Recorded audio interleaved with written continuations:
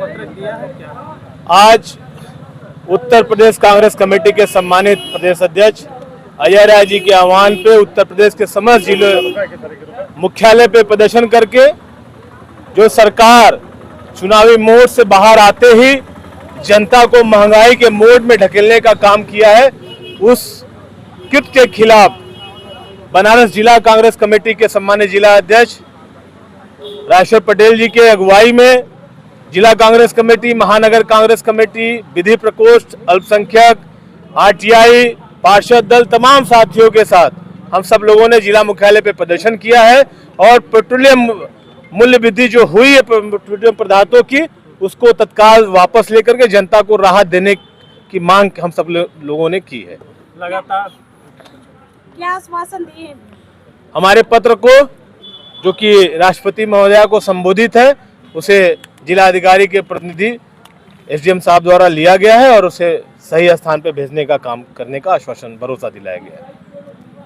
ये महंगाई जिस तरह से बढ़ रही है, आम जनता पे क्या असर पड़ रहा है? किस तरह के जेब खाली हो रहे हैं लोगों के? बिल्कुल ये सवाल वाजिब है। जिस तरह से पेट्रोलियम पदार्थों की वृद्धि हुई है और एकाएक चुनाव के पहले जब देश के नेता प्रतिपक्ष जननायक माननीय राहुल गांधी जी कह रहे थे कि लगातार देश की स्थिति, आर्थिक स्थिति खराब हो रही है, सरकार ध्यान नहीं दे रही है, तब प्रधानमंत्री जी आसाम के, बंगाल के और पता चला केरला, तमिलनाडु के चुनाव में सब चंगासी बता रहे थे और चुनाव समाप्त होते ही कह रहे हैं कि देश की स्थिति बहुत खराब है। ये वही प्रधानमंत्री, चूंकि आप मीडिया के लोग हैं, कभी कभी भूल जाते हैं। दर्शकों को बताइए कि जब 2015 में दिल्ली का चुनाव हो रहा था तो कच्चे तेल के दाम मिनरल वाटर से कम हुए थे और जब उससे दाम कम हुए थे तो प्रधानमंत्री जी किस तरह से बोल रहे थे कि साहब देश को नसीब वाला चाहिए कि बदनसीब वाला चाहिए। कांग्रेस के लोग कहते हैं मोदी बड़ा नसीब वाला है, तो अब देश के लोग अपने नसीब को ठोक रहे हैं। वो देश के लोग जो मोदी जी कहते थे कि हम नसीब वाले हैं, आज स्थिति ये है कि जिस पाकिस्तान से आपके मीडिया चैनल तुलना करते हैं, पाकिस्तान ने भी 5 रुपए दाम कम कर दिए, नेपाल ने कम कर दिए और इसी देश से हमने देखा कि 31 लाख करोड़ रुपए एक्साइज ड्यूटी नरेंद्र मोदी की सरकार ली है। जब कच्चे तेल का दाम $20 प्रति बैरल था तब हमें क्या 90 रुपए के नीचे क्या पेट्रोल मिला या डीजल मिला? तब भी नहीं मिला। और देश का प्रधानमंत्री अपने उद्योगपति मित्रों को फायदा कमाने के लिए जो रसिया से तेल आ रहा था अंतर्राष्ट्रीय मूल्य से कम पे, अडानी अंबानी कमाए। अडानी अंबानी रसिया से आया हुआ तेल भारत सरकार की मदद से वो नेपाल में, बांग्लादेश में, श्रीलंका में 40 रुपए 35 रुपए बिका और भारत के व्यापारी भारत के लोगों को लूट करके, भारत की जनता को देश का प्रधानमंत्री लूट करके 90 रुपए का तेल दे रहा था, डीजल पेट्रोल दे रहा था। आज रोना रोया जा रहा है और हमें कहा जा रहा है कि साहब देश के साथ नहीं है। दिक्कत यह है कि देश का प्रधानमंत्री कहता है कि विदेश मत जाओ और अपने स्वयं विदेश की यात्रा पे चला गया अडानी के संबंधों को अमेरिका से बचाने के लिए, आपके नॉर्वे में बचाने के लिए। और वही प्रधानमंत्री कहता है कि आप जो है तेल की खपत कम करो। वही प्रधानमंत्री कहते हैं कि सोना मत खरीदो।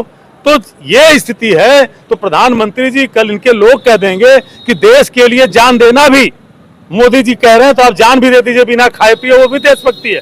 तो कल गोदी मीडिया पता चलता है कि इसके आत्महत्या के भी कल फायदे गिनाने लगेंगे। ये देश के चैनलों की स्थिति है कि अगर नरेंद्र मोदी जी कह देंगे कि डीजल पेट्रोल का इस्तेमाल मत करो, सोना मत खरीदो, तेल मत खरीदो, उर्वरक मत खरीदो और ऐसे ही जान दे दो, ये भी देशभक्ति है। तो कल आपके चैनल देशभक्ति के प्रमाण में इसको भी बताएंगे कि आत्महत्या करना भी बहुत बड़ा फायदा हो, तो इसके भी फायदे आप गिनाओगे। जनता को गुमराह किया जा रहा है। बिल्कुल गुमराह किया जा रहा है। इसके लिए सबसे बड़ा दोषी अगर कोई है तो देश का प्रधानमंत्री, भारतीय जनता पार्टी और साथ ही साथ वो मुख्य मीडिया भी है जो लगातार मोदी नामा गाता रहता है। उससे सवाल बनता है कि जब देश में कच्चा तेल का दाम अंतर्राष्ट्रीय स्तर पर कम था तो भारत के लोगों को तेल महंगा क्यों दिया जा रहा था? भारत के उद्योगपति जो रूस से तेल लेते थे उसको बांग्लादेश, श्रीलंका, नेपाल में सस्ते दाम में बेचते थे, वो भारत से कम दाम में बेचा करते थे। तो उनके ऊपर कौन रोक लगाएगा? इसलिए आज कांग्रेस पार्टी ने इस चीज की डिमांड की है कि नरेंद्र मोदी तत्काल इस जो बढ़ती हुई महंगाई को उसको रोकने का प्रयास करें। और जिस तरह से अपने मित्रों को, अडानी अंबानी को लंबा फायदा कमाने काम किया, 31 लाख करोड़ रुपए एक्साइज ड्यूटी से कमाई, उसका भारत की जनता को क्या फायदा हुआ?